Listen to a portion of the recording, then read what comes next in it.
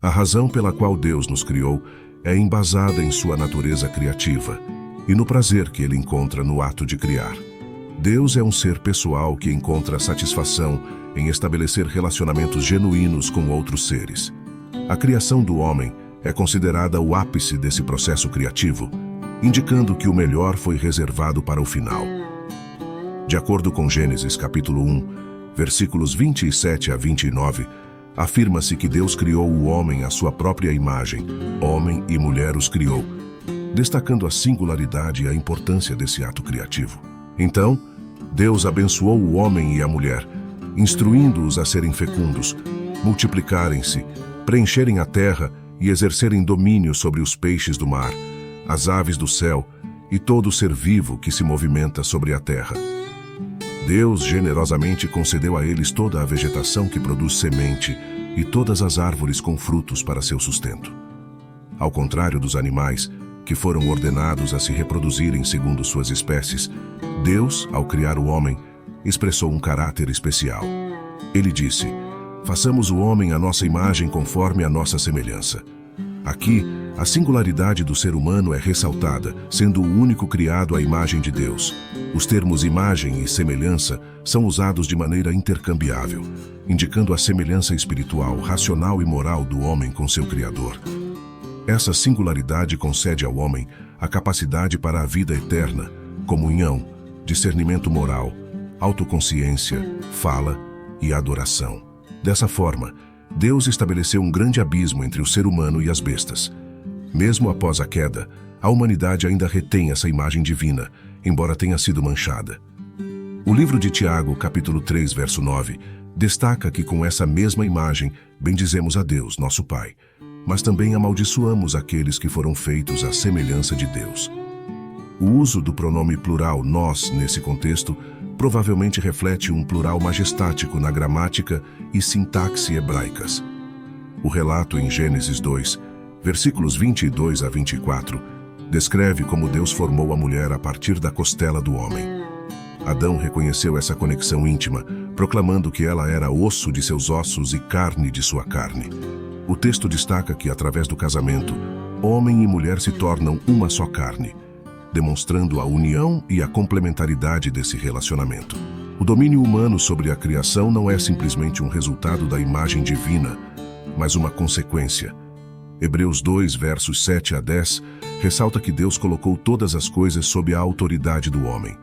Embora ainda não vejamos todas as coisas completamente submissas a Ele, vemos em Jesus alguém que, mesmo sendo feito um pouco menor que os anjos, foi coroado de glória e honra. Isso ilustra a jornada da humanidade em direção à redenção, conforme descrito em 1 Coríntios 15, versículos 27 e 28, onde no final Deus será tudo em todos, cumprindo assim a sua imagem e semelhança nos seres humanos. Os seres humanos possuem a capacidade única de conhecer Deus, expressar amor por Ele, adorá-lo, servi-lo e desfrutar de comunhão com Ele. Importante ressaltar que Deus não criou os seres humanos por necessidade, pois Ele é completo em si mesmo e não carece de nada. Se nunca tivéssemos existido, Deus continuaria sendo o Deus imutável, conforme destacado em Malaquias 3, verso 6, e Êxodo 3, verso 14, onde Ele se identifica como Eu sou o que sou. O Eu sou nunca experimentou insatisfação com sua existência eterna. Ao criar o universo, Deus agiu de acordo com sua perfeição, fazendo o que lhe agradava. Como Deus é perfeito, sua ação foi impecável, como afirmado em Gênesis 1, verso 31, onde tudo o que ele criou foi declarado como muito bom. A resposta concisa para a pergunta sobre por que Deus nos criou é para o seu próprio prazer, como indicado em Apocalipse 4, verso 11, reconhecendo que ele é digno de glória, honra e poder, pois todas as coisas existem por sua vontade e foram criadas por ele. Colossenses 1, verso 16, reforça esse ponto ao afirmar que todas as coisas foram criadas por Deus e para Ele. Ser criado para o prazer de Deus não implica que a humanidade foi destinada a entreter ou divertir Deus, mas sim a participar do processo criativo do Deus que se deleita em criar. A questão fundamental sobre por que estamos aqui está intrinsecamente ligada a questões de propósito e valor pessoal. moldando a forma como cada indivíduo se percebe e interage com o mundo ao seu redor. Alguns indivíduos sustentam a crença de que a existência humana é resultado do acaso, e caso isso seja verdade, a conclusão é que não há uma razão real para nossa presença neste mundo. Nessa perspectiva, a vida careceria de um significado último. Contudo, de acordo com o relato em Gênesis, capítulo 1, verso 27, um Criador inteligente deliberadamente deu propósito a todas as coisas, incluindo a criação do primeiro homem e mulher ao longo de 6 dias. Segundo esse relato, o Senhor formou a humanidade à sua própria imagem, com a intenção de que governássemos sobre sua criação. No entanto, a escolha inicial dos primeiros humanos de desobedecer a Deus resultou na introdução do pecado e da morte no mundo, estabelecendo uma separação entre a humanidade e Deus. Desde então, os seres humanos têm se questionado sobre sua identidade, razão de existir e propósito, uma vez que a relação fundamental com o Senhor foi comprometida. Diante dessa busca por respostas, a reflexão sobre quem somos, por que estamos aqui e qual é nosso propósito, se torna importante. Para aqueles que não possuem uma ancoragem na relação com o Senhor, a inquietação persiste. No entanto, a perspectiva cristã destaca a finalidade de nossa existência como sendo voltada para a glória de Deus, buscando restaurar a conexão perdida por meio da reconciliação com o Criador. Em última análise, a razão fundamental pela qual Deus nos criou é para sua própria glória. Nosso propósito essencial é glorificar a Deus, e em meio a este mundo caído, buscamos torná-lo conhecido entre os demais. Isaías 43, verso 7, destaca que todos aqueles que são chamados pelo nome de Deus foram criados para sua glória. O mandato de Jesus, conforme expresso em Mateus 28, versos 18 e 19, reforça a missão de fazer discípulos de todas as nações, batizando-os em nome do Pai, do Filho e do Espírito Santo. A existência humana não é resultado de acaso, como evidenciado por diversas passagens na Bíblia, que afirmam claramente que nosso propósito é louvar e glorificar a Deus, pois Ele é o Criador e doador da vida. O livro de Apocalipse, capítulo 4, verso 11, proclama a dignidade de Deus como Senhor e Criador de todas as coisas, enfatizando que tudo existe por sua vontade. Eclesiastes 12, verso 13, ressalta o dever do homem de temer a Deus e obedecer aos seus mandamentos. Agostinho de Hipona encapsula nosso propósito e anseio profundo ao afirmar que Deus nos fez para si mesmo, e nosso coração permanece inquieto até encontrar repouso nele.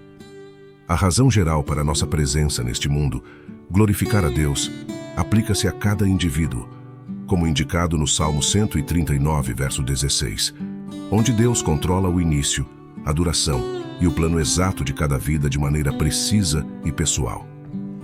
O propósito fundamental de nossa existência, conforme delineado no capítulo 2, é buscar a reconciliação com Deus. Ele ordena a todas as pessoas em todos os lugares que se arrependam.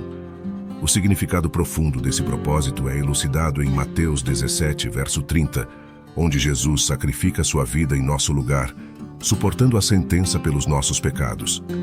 Romanos 5, versos 6 ao 8, destacam que Cristo morreu pelos ímpios, demonstrando o amor divino ao morrer por nós quando ainda éramos pecadores. A ressurreição de Jesus venceu o pecado e a morte, possibilitando assim a restauração do relacionamento que foi quebrado na queda da humanidade. Romanos 5, versos 9 e 10, enfatizam que, agora que somos justificados pelo sangue de Cristo, seremos salvos da ira por meio dele. A reconciliação com Deus ocorre pela morte de seu Filho, e essa reconciliação, uma vez alcançada, leva à salvação por meio da vida de Jesus. O arrependimento e a fé na morte e ressurreição de Jesus nos libertam do pecado. A Bíblia, em 2 Pedro 3, verso 9, expressa claramente a vontade de Deus, que não deseja que ninguém pereça, mas que todos cheguem ao arrependimento. Nossa presença neste mundo, portanto, tem como objetivo servir e seguir o Senhor, conforme a conclusão apresentada em Eclesiastes 12, verso 13. Este versículo destaca que temer a Deus e guardar seus mandamentos é o dever de todo homem. O Salmos 84, verso 10, reforça a excelência de estar nos átrios de Deus, afirmando que um dia nesse lugar é preferível a 1000 em qualquer outro. O propósito mais elevado é ser um servo do Rei do Universo. Aqueles que buscam prazer, riqueza ou fama como objetivos de vida, de acordo com Eclesiastes, estão perseguindo vaidades. A razão primordial de nossa existência é nos prepararmos para a inevitável jornada após a morte. Hebreus 9, verso 27, declara que está determinado ao homem morrer uma única vez, seguida pelo juízo. Jesus, ao encorajar uma perspectiva eterna, questionou o valor de ganhar o mundo inteiro se isso implicasse na perda da alma. A compreensão, glorificação e serviço ao Senhor oferecem a resposta para o propósito de nossa existência. Mesmo nas tarefas cotidianas, podemos glorificar a Deus, como indicado em 1 Coríntios 10, verso 31. A singularidade da criação do Senhor nos permite glorificá-lo de maneiras únicas, alinhadas com nossas personalidades, talentos e dons, conforme destaca 1 Pedro, capítulo 4, versos 10 e 11. Cada indivíduo é instado a usar os dons recebidos para servir a outros, sendo fiéis administradores da graça de Deus em suas diversas formas. Os Salmos, capítulo 139, versos 13 e 14, celebram o ato divino de formar o interior de cada pessoa no ventre materno. Deus é merecedor de todo louvor e glória, pois nos criou, amou e redimiu em Cristo. Nossas vidas devem ser testemunhos da graça e bondade divinas.